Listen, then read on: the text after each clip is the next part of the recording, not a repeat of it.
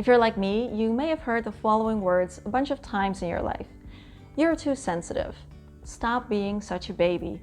Or the classic, you need to toughen up. Maybe you've even felt isolated at times or like there was something wrong with you. Spoiler alert, there's not. I was 29 years old when I first learned about my sensitive nature. It was a classic light bulb moment and a big relief, frankly, to finally understand why I was different.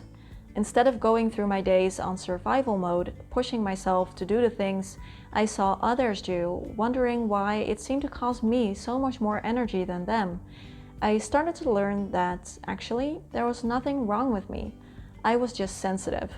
I started reading and doing research about what it means to have these high levels of sensitivity, and I learned how to take care of myself better and how to go from often feeling completely drained and overwhelmed to shaping my life in a way that works for me. So whether you consider yourself to be a highly sensitive person, an empath, an introvert, an INFJ, or just someone who finds the world a lot to deal with lately, this video is going to be very helpful for you in navigating the current world and taking good care of yourself. Because of how life-changing it was for me to learn about my sensitive nature, I wanted to contribute to the conversation and make today's video to let you know that 1, you are not alone, and 2, while I know that being sensitive does come with a few challenges, and I will not deny that, I know that there are also things that you can do to take good care of yourself and to feel better on a daily basis. Some of the tips I mentioned in this video come from the wonderful, wonderful book, The Highly Sensitive Person by Dr. Elaine Aron. Highly recommended. If you want to learn more, I will leave the link in the description box. The number one thing I learned sounds pretty basic, but it's just not something that is very practical in today's world. And that is that it's okay to make things more comfortable for yourself. We place a lot of value in working hard and making sure the job gets done in spite of how we feel, and we are taught from a very young age to suppress how we are naturally feeling in order to do what's expected of us. I learned that there are actually very practical things that I can do to make things easier for myself whenever I know I'm going to be in a situation that is draining for me. So the number one thing I want to tell you today is to plan ahead. For example, I always make sure to bring kind of like a survival kit with me whenever I'm going out. I always make sure I have my water. I always have something to eat in case my blood sugar gets low. I have my chapstick, I have my tissues. Sometimes I will even bring my noise cancelling headphones. And my friends will sometimes good-heartedly make fun of me for having that backpack with all that stuff everywhere I go, but it's very helpful for me. Try to work around your triggers. You can't always avoid doing things that are going to be draining for you, and you really don't have to, but you can kind of try to work around it a little bit. So for example, try to avoid crowds when you can and go when there are fewer people around. Or if you know you're going to do something that will deplete your energy, see if you can schedule some you time for later that day so you can recover. Something I also do if I'm meeting a friend or if I have a work meeting or an appointment, something like that, is I will arrive 30 minutes early at least. And that might sound strange, but that 30 minutes for me is a time when I can slowly get used to my surroundings. I can cool down from my commute. I can have a bit of water, I can take a bathroom break if I need it, and it really helps me to center before the meeting starts. So know your triggers, plan ahead, and take action beforehand so that you can make things more comfortable for yourself. You are not being a downer, and you are perfectly allowed to do this and to practice self-preservation. Sensitivity has some negative connotations in today's world. Not everyone understands it, and people might just not get that this is something that you really cannot change even if you wanted to. So people might give you some well-meant advice to toughen up or change, when in reality this really is not possible. It's also easy to be hard on yourself and to be like, oh, I wish I wasn't this sensitive, or why can't I just do what other people do?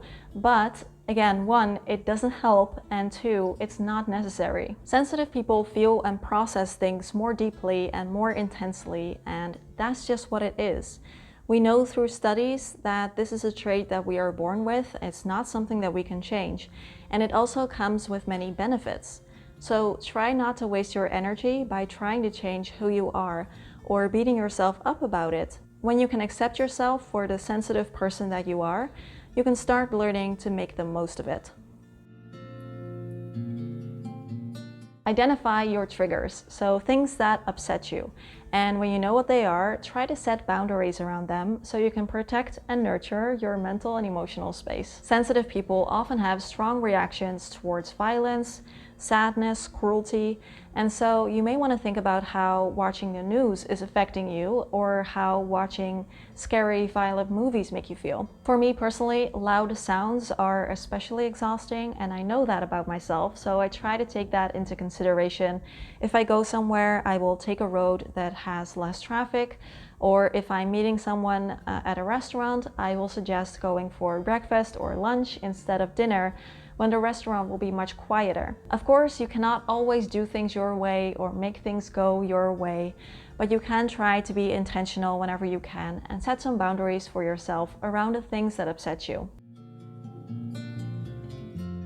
Sensitive people are often more attuned to the feelings of others, and it's like we're in constant osmosis with the world around us. So being around people all day can be emotionally very draining if your empathy levels are that high. So if you recognize this, see how you can make sure that you get enough alone time. Alone time is important for everyone, but especially so for sensitive people. It is so important for cooling down your nervous system, regulating your emotions. And so if you often feel overstimulated, you might benefit from more alone time.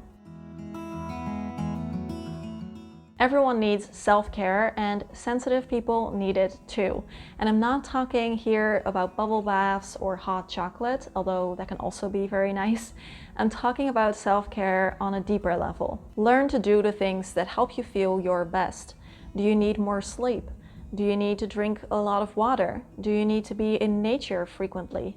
Which activities help you go from feeling overstimulated and drained to feeling at ease or comfortable? You're not being selfish and you're not being a baby if you take the time to practice self-care. Everyone needs it, and it takes a strong person, in my opinion, to tend to what they need on a regular basis to feel their best. I have learned that my body, my health, and my stamina feel much better if I do frequent, gentle exercise instead of going overboard and going all out and working out like a maniac. I know that many people say that doing high intensity forms of exercise helps them to relieve stress and get in the moment and feel fit. And if that is you, then definitely go for it. There's nothing wrong with it.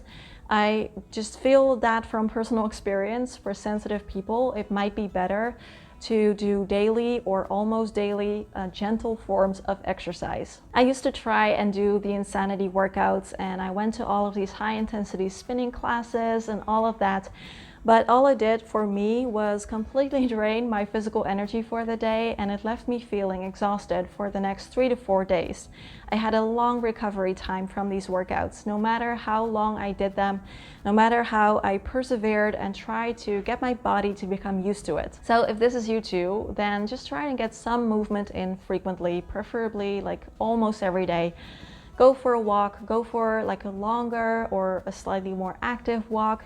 Do some yoga, power yoga even. I also like to play tennis, as long as I can take a few breaks in between sets. A good rule of thumb is don't do something today if you won't feel recovered from it by tomorrow. And this goes for exercise, but basically for everything else too. Studies have shown that sensitive people need more sleep than others to function properly. We do not do well when we're sleep deprived, and we might feel the effects of a bad night's sleep more than others. I always try to be in bed and wake up roughly around the same time every day, because that regularity, it helps my body to feel healthy and happy on a daily basis. I take the time to read my book or do something else before I go to bed that doesn't involve a screen. I will drink some chamomile tea. I make sure that my bedroom is nice and dark and nice and cool, so not too warm, etc. Also know that relaxing is not always the same thing as recharging. Relaxing, like lounging on the couch watching Netflix, can be great, and you should definitely do that if you enjoy it, but you probably won't feel recharged afterwards. So when I say resting, I mean deep resting and unplugging and really doing something that recharges your batteries. I talk about that more in my video about my burnout experience. I'll leave that in the description box if you want to know more.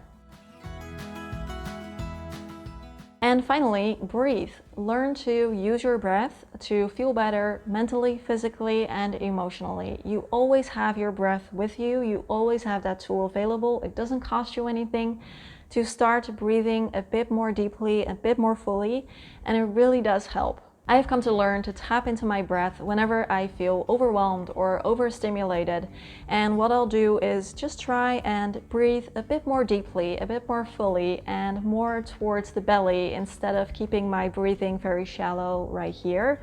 Or what I'll do is take 3 deep breaths in and then sighing it out to relieve stress. It is a great grounding technique and it really does help. It's like instant magic. Focusing on your breath can help you to get out of your head, out of your thinking mind, which is always very active in sensitive people, and into the present moment, connecting with your body, just pausing, slowing down, and cooling down your nervous system. I hope you'll find these tips to be as helpful as I found them. I think sensitivity is a topic that we need to talk about more, and I know the impact that resources like this video have had on me personally, and so I hope to contribute to that conversation and share the word. So please, if you enjoyed it, give this video a like, subscribe to the channel, leave a comment down below, and share this video with someone, because all of these actions will help this video reach more people. And a special thanks to my patrons for helping me keep making these videos. Patreon is another platform where you can get extra videos and bonus content from me, and by joining, you're also helping to support my work as a full-time independent content creator. We have a really fun community, and I like to share more personal insights over there, like this apartment makeover video that I shared last week. So feel free to join us, patreon.com/simplehappyzen. If you want more, right here are the biggest lessons I learned from my burnout, and right here are some self-care ideas for stress that will not cost you anything. As always, questions, comments, conversations down below. Have a lovely day. Thanks for being here, and I'll see you again soon. Bye bye.